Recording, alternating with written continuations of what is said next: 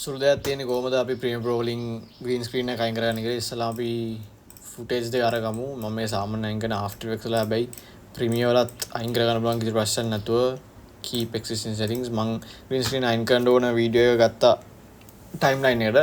ඊට පස්සේ මම ඉස්සර search කරලා බැලුවා නම හරිද කියලා. මම lumetri කියලා හොය හිටියා. lumetri නෙමෙයි නම එකේ ultra key. කාලින් පාවිච්චි කරන ඇත්තටම කිසිම මතක නැහැ. ultra key කියන effect එක ඇදලා දාගන්න තියෙන්නේ මෙහෙම. පාට ultra key කියලා search කරලා effects panel එකෙන් ගන්න පුළුවන්. ඊට පස්සේ effects controller යන්න ඕන. මම ගියේ මේක උඩ scroll කරාම යනවා දෙපැත්තට. ඊට පස්සේ මේක select කරාම effects ටික යනවා ඒ specific footage එකේ. ඊට පස්සේ ඔයාලා පේනවා මෙතන ultra key කියන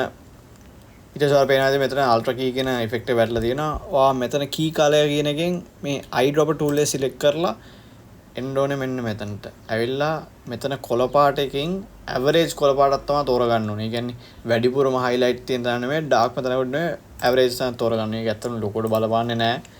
සාමාන්‍යයෙන් shape එක බලපාන case එකක් වැඩි හිතන්න නැතුව ඔයා ඒක තෝරලා දාන්න. ඊට පස්සේ දැන් මෙතන අතන green screen එක ගැලවිලා ගියා. හැබැයි පොඩි changes තියෙනවා. අපි මේකට ඉස්සරහම background එකක් දාගමු පේන්න. මෙතන දැන් මම background එකක් ඇදලා ගත්තා. ඊට පස්සේ ඔයාලා පේනවාද මේක දැන් background එක ගැලවිලා තියෙන්නේ. ඒත් මේ පේනවාද මේ මෙයාගේ ඇඟේ එක එක changes තියෙනවා. ඒකට අපි match generation ගිහිල්ලා transparency වලින් අපිට දැක්කද? ඒක අඩු කරගන්න පුළුවන්.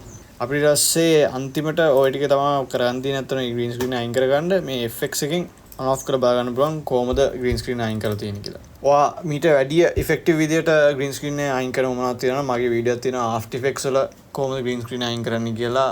ඔය key speed suppressor වගේ අර බර පොඩ්ඩක් effects use කරලා ඒක මීටරි effective ඇත්ත කියන්න ඕනේ. හැබැයි ලොකු file එකක් එළියට දානවා.